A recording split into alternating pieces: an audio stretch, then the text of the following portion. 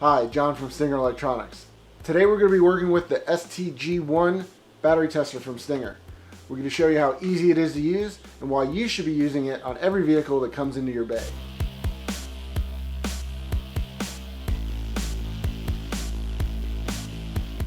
Okay guys, we got a couple batteries here we're going to test. We got one that's in question, one for reference. We've got our tester set up. We're going to go ahead and test for CCA. This battery is rated at 930 amps, so that's our target. We're going to go ahead and connect the tester. We're going to click OK.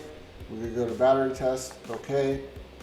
It's going to give you a selection between what kind of batteries you have. You can have a flooded battery, which is your typical battery that says maintenance free, AGM flat plate, and AGM spiral. AGM spiral would be like an optimal battery. Ours are flat plate, so we're going to go to flat plate here. We're going to hit OK.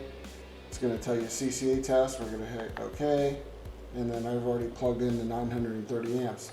All you have to do is press up and down, or you can even hold it to get the different levels. We got 930, we're going to click OK, and it's going to test the battery. Alright, we got a 100% healthy battery. It's a little bit discharged, it's at 91%. We accomplished 1230 amps of a 930 amp battery, so that's more than adequate. So we're going to click OK, and then that's the end of testing that battery. Alright, we're ready to test the second battery. We're going to go ahead and hook that up. We've got a target of 825 CCA for this one, so we're going to go to battery test, flat plate, CCA, already plugged in 825. It's going to run its test.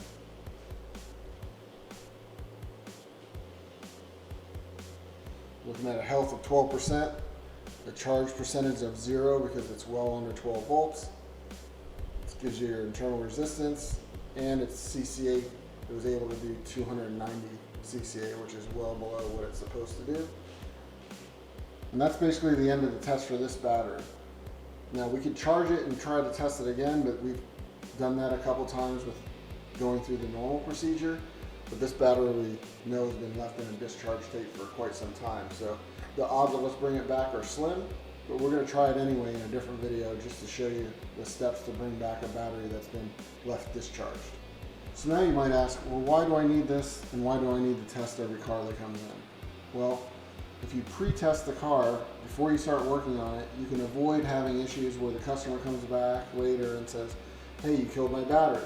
Maybe their battery was already getting ready to die, and the 15 minutes that you had the door open while you were checking whatever you needed to check ends up putting the battery past that point of no return that it was already going to happen anyway. It just happened while you were working on the car.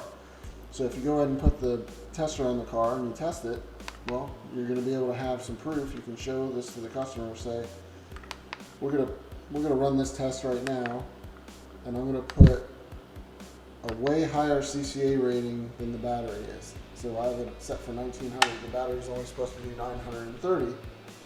So if we run the test, it's going to come back and it's going to show that the battery needed to be replaced because it hasn't made that mark. It only did 1235. There's something wrong with the battery. We know that isn't the case, but that's what you would show the customer if you did the test for real and their battery came back and it said, well, this needs to be replaced. You could at least warn them, and then you're not liable for the battery not working after you've worked on the car. Other than that, appreciate your time watching. Look forward to the next video.